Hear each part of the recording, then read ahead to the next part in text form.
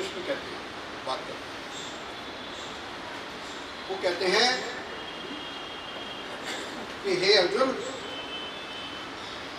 तुम इस कायरता को क्यों प्राप्त हो रहे हो? इस युद्ध क्षेत्र में क्यों इस कायरता को प्राप्त हो रहे हो? अशोच्यान अनुशोचत्वम प्रज्ञावादान च भाष्यसे गतासुन आगतासुन न अनुशोचन्ति पंडिता।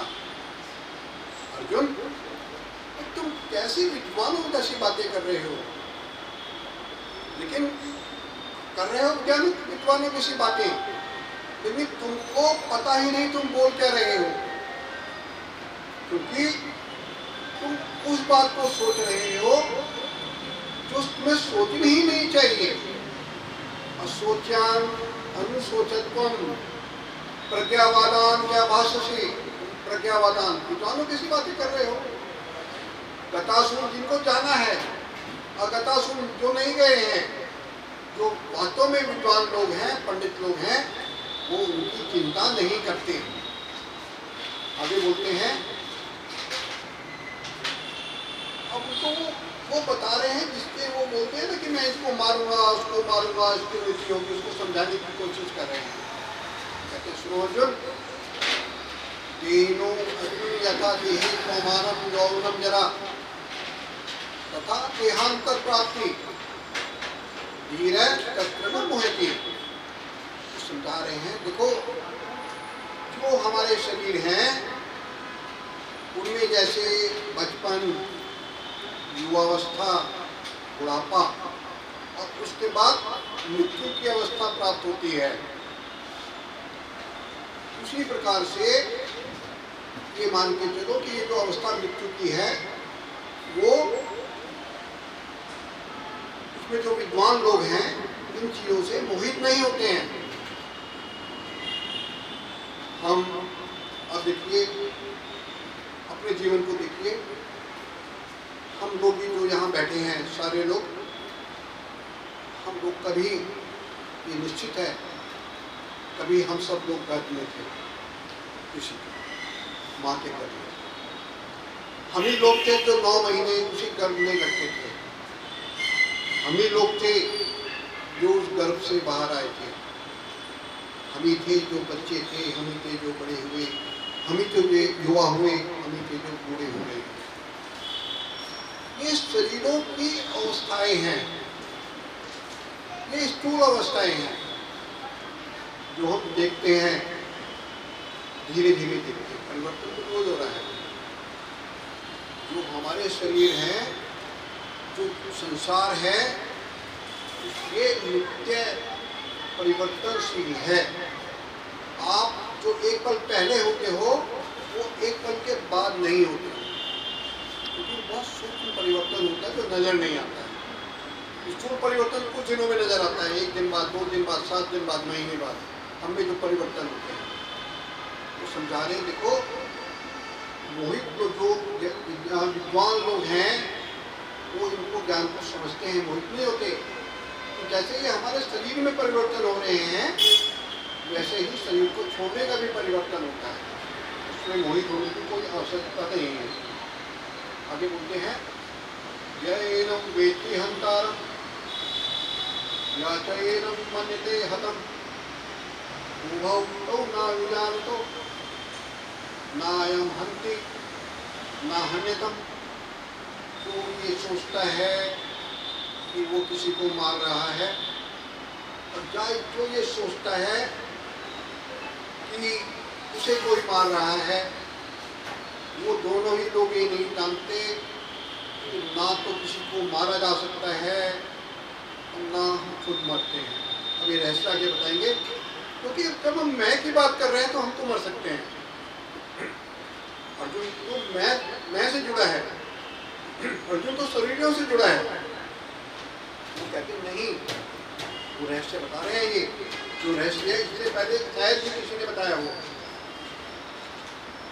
जो मैं है, जो तुम्हारा जो शरीर है, जिसको मैं मान के बैठे हो, जिस शरीर का नाम दिया गया है इस शरीर को तुम जीवन में तुम्हारा अहम का आकार जो बन गया है, तो मरेगा, तो निश्चित मरेगा, उसे कोई रोक नहीं सकता, आज नहीं तो कल।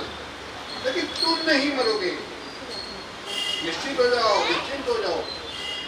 तो तुम्हारे अंदर तुम हो, वो इस शरीर का रूप बदलेगा, लेकिन वो बदलेगा भी नहीं। तो इसको कोई सोचता है कि मारा जा सकता है या मुझे किसी को मार सकता है, तो वो गलती पर है। क्योंकि वो क्या चीज है आगे बताते हैं।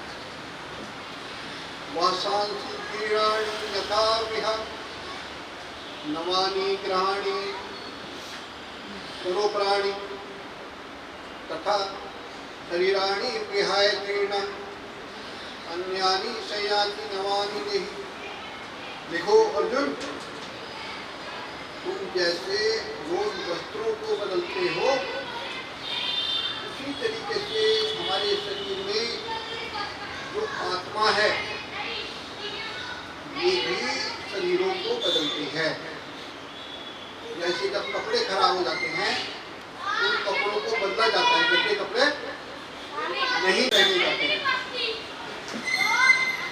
उसी प्रकार से जब हमारा शरीर जब खराब होने लगता है, जर्जर होने लगता है, जब एक ऐसी अवस्था आ जाती है ये शरीर कोई काम करने के सामर्थ्यवान नहीं रहता है, तब ये जो शरीर है इसको छोड़ करके इसके अंदर जो तुम हो, इसके अंदर जो तुम्हारी आत्मा है, ये चली जाती है। आप ये मान के चलिए कि जब लाखों साल पहले भी आप थे, आज भी हो और आगे भी रहोगे। भगवान कृष्ण कहते हैं कि अर्जुन सुन, तुझको याद नहीं है, तुझको स्मरण नहीं है, तेरे इससे पहले भी लाखों जन्म हुए हैं, मुझे स्मरण है। मैं शुरू से था, प्रारंभ से था, तू भी प्रारंभ से था, तू भूल गया है, लेकिन मैं था, मुझे सब स्मरण है। मुझे तेरे जन्मों का भी स्मरण है।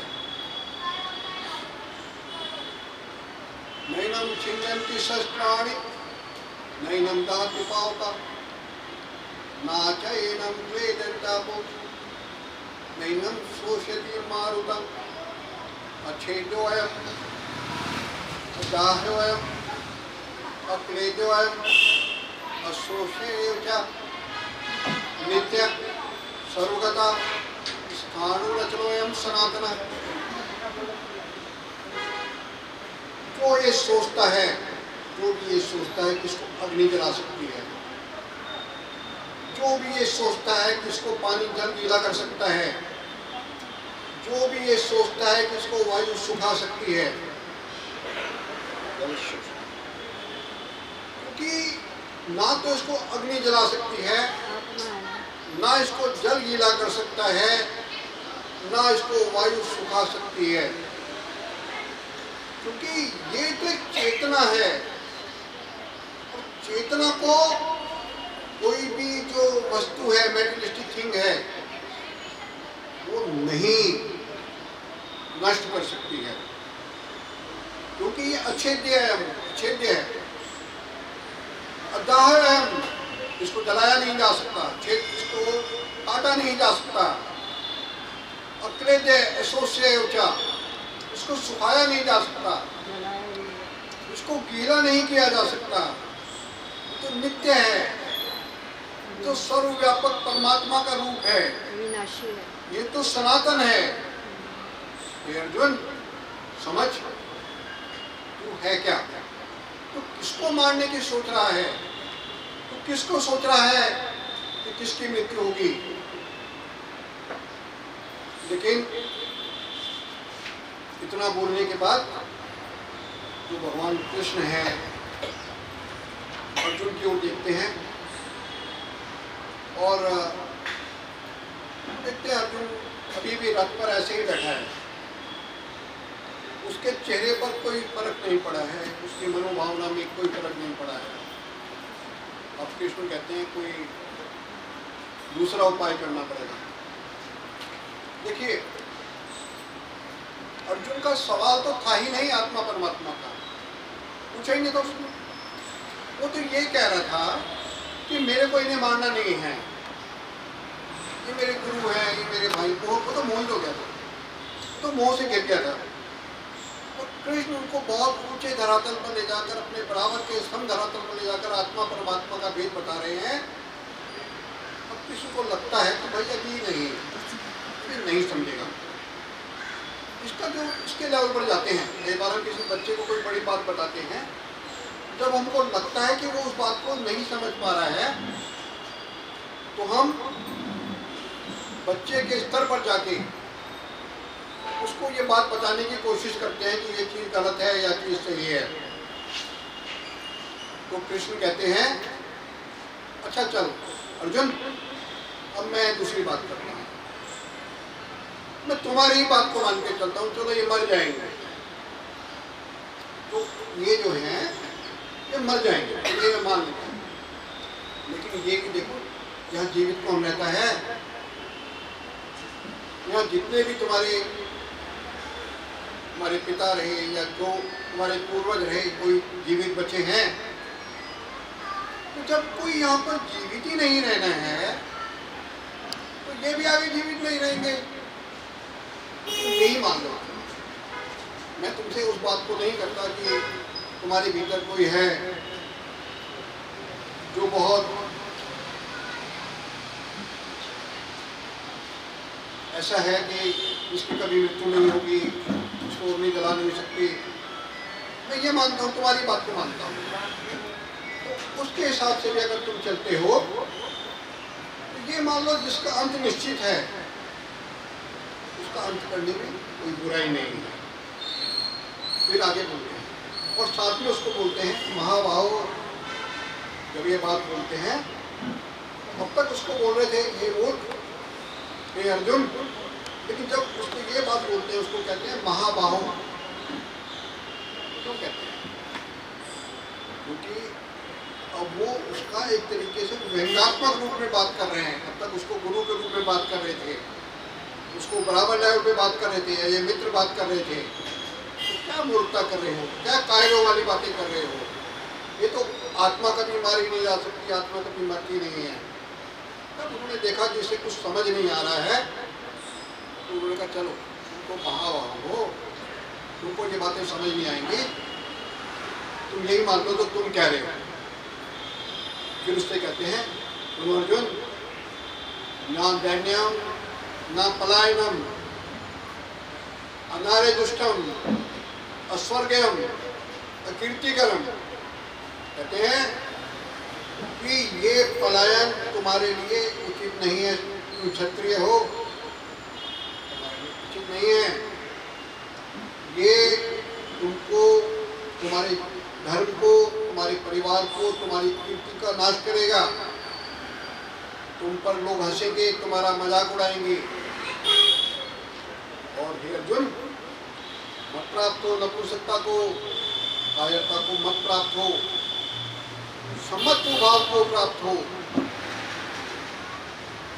इस समय तुम ये मानो सुखे दुखे समय कित्वा लाभा लाभा जया जयु, ये क्या सुख होगा क्या दुख होगा, ये सब मत सोचो। और सबसे बड़ी बात कृष्ण ये कहते हैं कि सुनो अर्जुन,